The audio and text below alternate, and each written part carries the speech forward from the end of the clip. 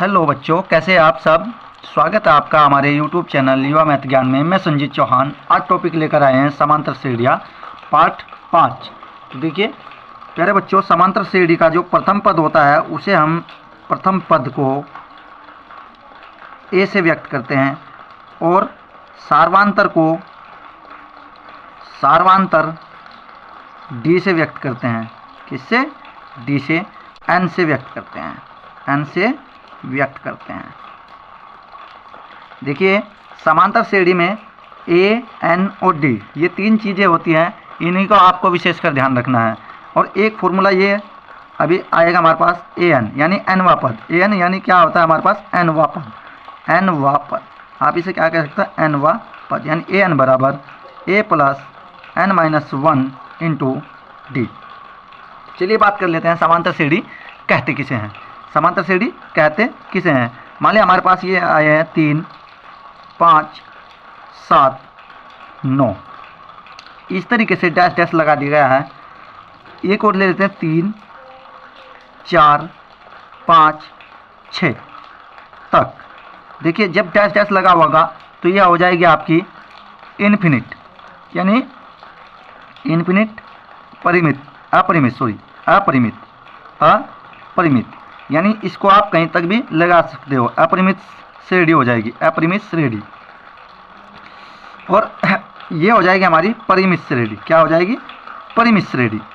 देखिए ये हो जाएगी परिमित श्रेणी। ये चीज़ें समझ में आ गई आपकी तो अच्छा है। चलिए अब समांतर श्रेणी की बात करते हैं। श्रेणी कैसे पता चलेगा? देखिए इसका समांतर जो होता है, अंतर जो होता है वो समान होना चाहिए। 5 में 3 जाके 2, 7 में 5 जाके 2, 9 में 7 जाके 2 यानी अंतर समान आ रहा है तो श्रेणी है।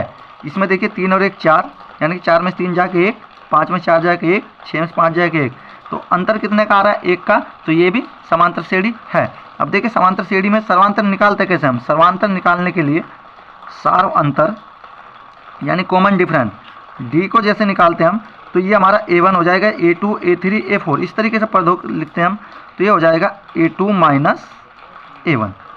या आप निकाल सकते हो D बराबर A3 माइनस A2। यदि ये पद बराबर है तो समांतर श्रेणी है। ठीक है, समझ में आया है? समझ में आया है तो कमेंट में ज़रूर बताइए। चलिए सवाल ले लेते हैं हम।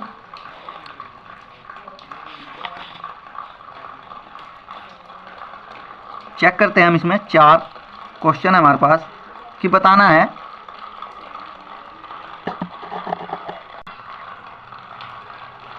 तो बच्चों क्वेश्चन आ गया है एपी के प्रथम 4 पद लिखिए जबकि प्रथम पद ए और सार्वांतर डी निम्नलिखित है। प्रश्नावली 5.1 स्टार्ट कर दी हमने। ए बराबर 10 और डी बराबर 10। तो हमें इसका 4 पद लिखने हैं। तो पहला पद तो हमारे पास ये है ही, तो हमें इसमें लिखना है A2। क्या लिखना है? A2। A2 बराबर क्या हो जाएगा? A1 plus D.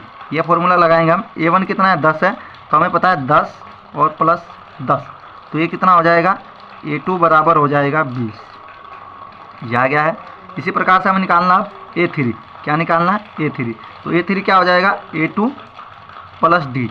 A2 plus D तो A2 कितना आया है? 20 और प्लस 10 यहाँ पे तो ये हो जाएगा 30। इसी प्रकार से अब निकालना है A4। क्या निकालना है? A4। तो A4 बराबर हो जाएगा A प्लस 3D भी लिख सकते हैं आप या A3 प्लस डी भी लिख सकते हो। इस वाले फॉर्मूले को भी याद रखना है।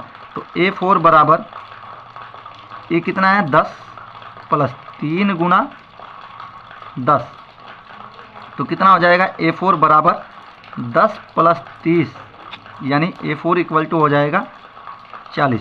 देखिए ये वाला फॉर्मूला भी बहुत जगह काम आता है, याद रखना है आपको। चलिए इस टाइप से सारे सवाल है। आपको जिस किसी सवाल में प्रॉब्लम हो उस सवाल को आप हमसे पूछ सकते हैं। मैं सारे सवाल नहीं कराऊंगा, इसमें कोई सवाल कराऊंगा। ठीक है, और जिस सवाल को आपको चाहिए उस जो सवाल आपसे नहीं होगा वो आप हमें कमेंट में बताइए, हम उसकी वीडियो आपको ज़रूर देंगे।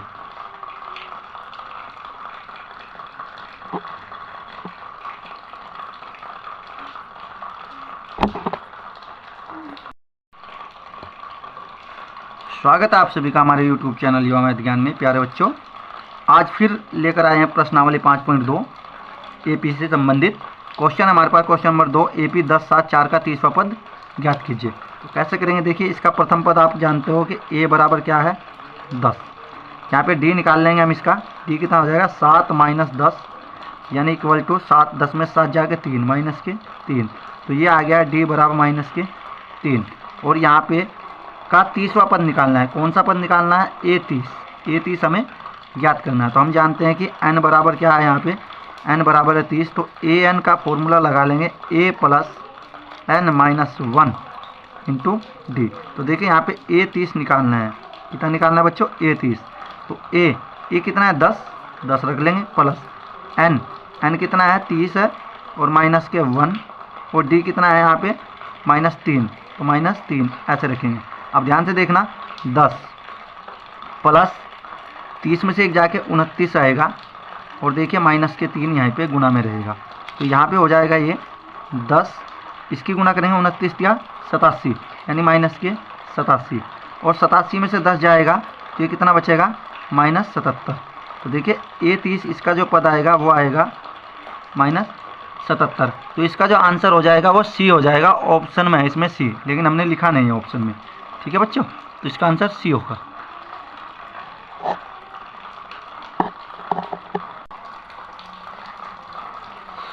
तो क्वेश्चन नंबर 3, समांतर श्रेणी में रिक्त खानों के पदों को ज्ञात कीजिए। देखिए पहला a 2 हो गया, दूसरा खाली है, और तीसरा 26।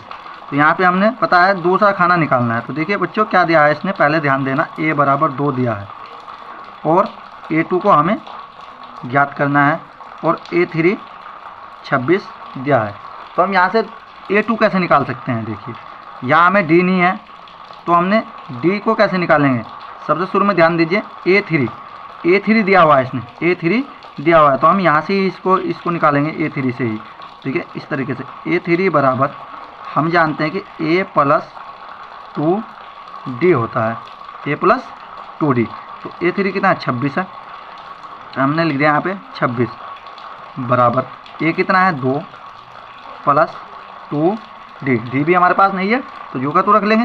तो देखिए 26 में से इसको 2 इधर कर लेंगे, तो 26 माइनस 2 बराबर 2d। 26 में 2 लगाएंगे तो कितना आ जाएगा 24 बराबर 2d। 2 से यहाँ से इसे काटेंगे तो यह आएगा 12।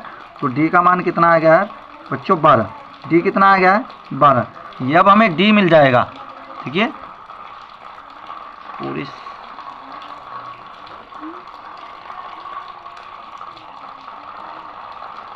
वो चलाए नहीं ढंग के, तेरा